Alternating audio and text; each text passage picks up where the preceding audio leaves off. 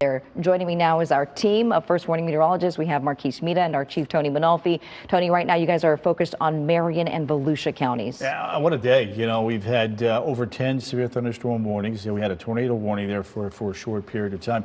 The sound of that hail in that video, by the way, is amazing for this time of the year, Marquise. Yeah, and on top of that, not only do we have the hail, but we had these strong, damaging, gusty winds. I feel like one of the strongest reports that we saw was 65 miles per hour. Yeah, in Brevard County. Let's take a look now at just how much longer we think that this is going to last. We think that within about the next hour, between now and about 8 o'clock, things are going to be begin to wind down. It's kind of lifting up towards the north, so we're going to continue to keep an eye now on Marion and Flagler County, which has been untapped, and today now these storms will feed off of that. And you can see the abundance of lightning strikes here in our northern nook. You can see there's Salt Springs, there's Pearson, big line of showers and storms back towards Bunnell, Ormond Beach, pretty impressive line of some thunderstorms there. And then now with all the heavy rain, over 4 inches here in the Sanford area, we have a flood advisory on the heels of the extreme drought that we've been in. There's DeBary,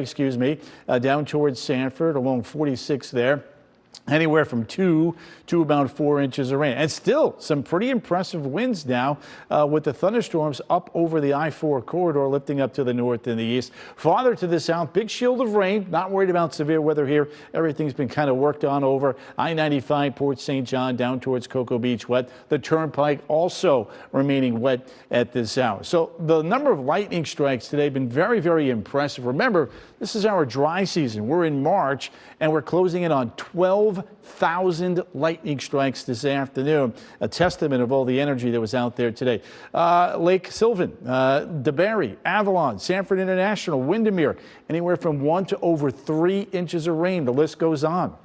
Lake Wales, Loughman, Crescent Lake, Celebration, anywhere from 1 to close to 4 inches of rain. And last but not least, we take a look now at Melbourne, Palm Bay, back towards Vieira West, Deerwood, and Cocoa Beach. Marquise, that is a whole lot of rain in many areas that desperately needed it. And we certainly have a lot more to come still, Tony, over the course of tonight and into tomorrow as well, as we'll be watching out for windy conditions and a few extra rain showers with a cold front moving through. But once that front passes you by, temperatures are going to plummet significantly. Some of us falling into the 40s and 50s in the morning on Tuesday, and then all the way through Friday will be below our seasonal average here in Central Florida. So quite the turnaround of events. Of course, we still are monitoring that severe weather risk today and tomorrow. It's actually been elevated to a 2 out of 5 risk for some of our counties across I-75, including Sumter, also Marion, and then way up north into Flagler County. You guys will be under that scattered risk tomorrow, as we'll be watching that cold front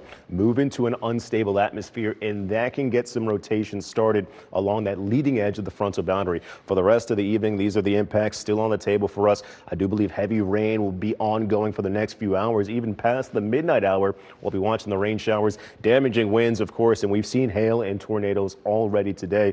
Now, the reason why we're so unstable is due to this area of low pressure, but you see the cold front that it's dragging across the eastern half of the country. Warm air is what we're under here in Central Florida, but you see that mess of severe weather, numerous severe thunderstorms, tornado warnings all back across the bluegrass region, and that energy is heading our direction tomorrow ahead of the front moving in. For tonight, those strong gusty winds are still on the table for us here in Central Florida. Winds could possibly surge upwards of 40 miles per hour as we're continuing to watch these showers through about 9 o'clock, in which the severe weather threat will fall out, but still ongoing showers leading into the midnight hour. We don't officially dry out until maybe 1:30, but another round of severe potential is on tap for us tomorrow, with temperatures peaking quite similar to the highs we saw today, back in the mid 70s to the mid 80s. But once this front passes, cooler air will work its way in.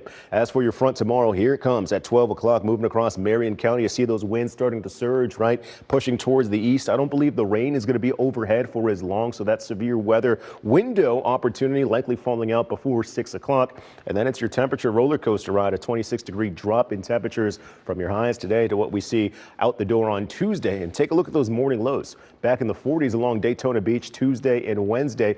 Inland, your temperature is quite similar too. Upper 40s Tuesday and Wednesday. Lots of sunshine in the forecast, just not lots of heat over the next few days. Once we move past your impact weather tomorrow, we are cooling down throughout the work week, dropping below your seasonal average, and we don't hit the 80s until next weekend.